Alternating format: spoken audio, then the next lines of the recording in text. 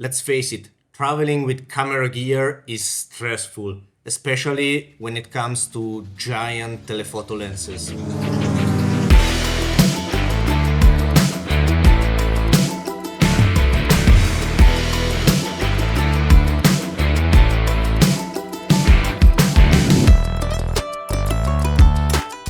Overweight cabin bags, impossible to insure checked luggage, theft risk, gear getting broken. It's a photographer's nightmare. Today I'm gonna show you exactly how I travel internationally with all my camera gear, including telephoto monsters like the 600mm f4, without ever checking anything expensive or fragile. And most importantly, without getting stuck at the check-in. Also, if you are planning your wildlife photography trip right now, don't forget to download my 100-page free ebook where I cover all the basics about wildlife photography, from gear selection to settings, composition, use of light, animal behaviors and more. Feel free to check it out, you will find the link down in the description. So, over the years, I've flown internationally countless times, and the problem is always the same. The gear we carry around just doesn't fit with the carry-on limits of basically any airline in the world. For a few years, I used to pack my big lenses, including the 600 f4 and the 100-500, in a big Pelican case that I was checking in. And I have to be honest, I never had problems with that. I never had damage, also because the Pelican case is super sturdy and very well protected. But recently I heard so many horror stories about gear being stolen, especially in those big hubs like Addis Ababa, Joburg or Cape Town. The system there is that they would recognize the case because a Pelican case clearly contains something valuable, and while transporting it to the next transfer flight or before just delivering it to be collected, they separate these big bags, and on this van the bag gets opened, polished of all the valuable gear that is inside, closed again and delivered. So you will actually get a bag, but it will be empty. And I doubt there is anything that we can do about that. I tried a lot of insurances, but no one seems to cover super expensive gear when being checked into the plane. All the people I spoke with to try and get an insurance about that, they all told me that I should just carry on the gear with me. If you know about an insurance that would cover checked in bag with a 600mm, let me know down in the comments. I will be very happy to learn about it. But now I will show you my new system that I'm using to carry everything on board with me. So, this is the f-stop Tilopa bag. Is a very good bag, very durable, but what counts more here is that it's the biggest bag that I found that fits within the carry-on limit of almost every company. So this is my main carry-on bag. In here I can fit quite a lot. I have my 600mm f4, Canon R3, R5, 100-500, and teleconverter here, bag with some extra batteries, because also batteries we cannot check in the check bag. And this is most of my gear. There is space here for a laptop or a tablet, but I personally rarely use this. My laptop will fit in this space. Also, you can see here there is still quite a lot of room. We have another big compartment here that fits some extra batteries if I need. Sometimes I need to bring power banks in here, or maybe an extra jacket for the trip. Something that does not fit in here from this kit is the lens barrel of the 600mm.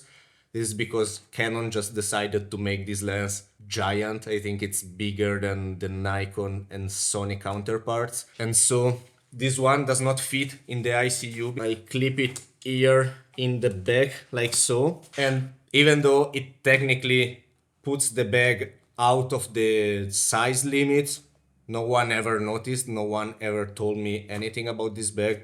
So I just carry it like so. And then when I get inside the plane, I will remove it and put it overhead on the side of the main bag. Now, this is already a lot of gear, but very often I have to travel with 3 bodies and multiple lenses, especially when I'm also filming. So if I have to carry also the R5C with some additional lenses, now I cannot display it because it's this camera here that is filming. But to carry that, in the past, I would have used this other shoulder bag from F-Stop Gear. I think it's called the Florentine bag. This is outdated. It doesn't fit the new 100 to 300 f2.8. My new solution is this one. This is one of the internal camera units that could fit inside of the Tilopa. This is the large. Remember, I have the extra large inside of the Tilopa right now.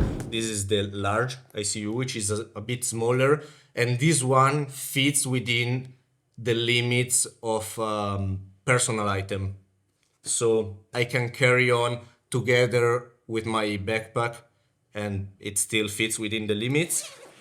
Now, what's inside here right now? I have my 100 to 300, which fits nicely in here. I have a 24 to 70 here and an accessory pouch. I bring some basic charging cables so that even if my main checked-in bag get lost for a couple days, I can keep shooting and charging my cameras via USB-C. Also, I carry some hard drives and some storage that I don't want to check in, so this goes in here. And I still have a full compartment here on the side where I can fit the R5C with a mounted lens, or probably 3 or 4 more lenses like this one, or one telephoto. So still gives me a lot of space. And this one, I would just carry it like so, or I can attach a shoulder strap on these 2 points and I can carry it with me. If you're curious about the full list of the gear I'm bringing with me on remote destinations for safari photography, and if you want to know why I choose this gear versus some other cameras and lenses, I will share a more detailed video about my gear and also a lot of BTS content from my big upcoming trip that will take me for 2 months on several national parks in Namibia, Botswana and Zambia. Make sure you hit the subscribe button to not miss anything. Now, back on our gear problem.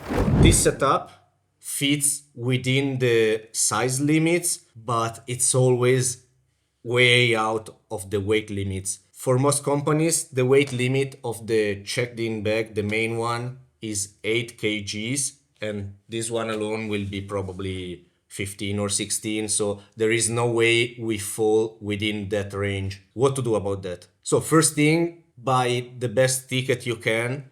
If you have access to business class, do it, because you will get more tolerance about carrying on board more gear than you should. Or with some companies, you even get allowed to bring a double carry-on bag if you're flying business. So consider that option. Also, show up in time, and in time I mean in advance at the airport. You want to be amongst the first to actually access the cabin. This is because sometimes the plane gets very full and there is no space left for the checked-in bag of the last passengers. Second, fill up this bag here, the personal item bag, as much as possible with the heaviest gear you have. This is because I think I never got the weight of this bag checked on my trips. So place all the heaviest gear in here to make the other bag lighter.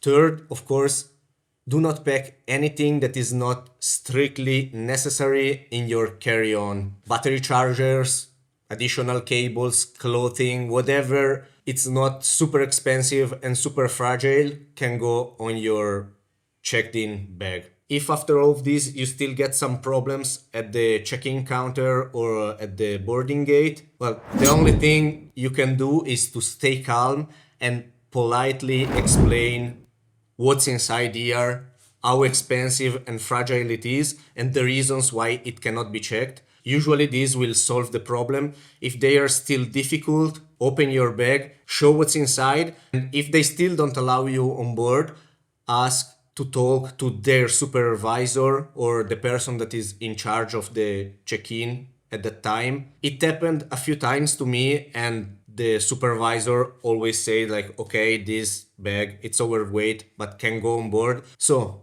quick recap, keep everything fragile and expensive in your carry-on bag. Get a main carry-on that fits within the limits, and also avoid rolling camera bags, as in my experience, I tried them a bit. I find that they draw even more attention. I prefer to move around with just my f-stop backpack that will also be useful during the trip itself as a daily bag, rather than a bulky trolley that I will not be able to use on my safari game drives. And lastly, be polite but firm. Stand your ground. Yes, we are technically breaking the rules of airlines, but there is no other workaround. The only way to carry safely this gear is to carry it in a bag with us.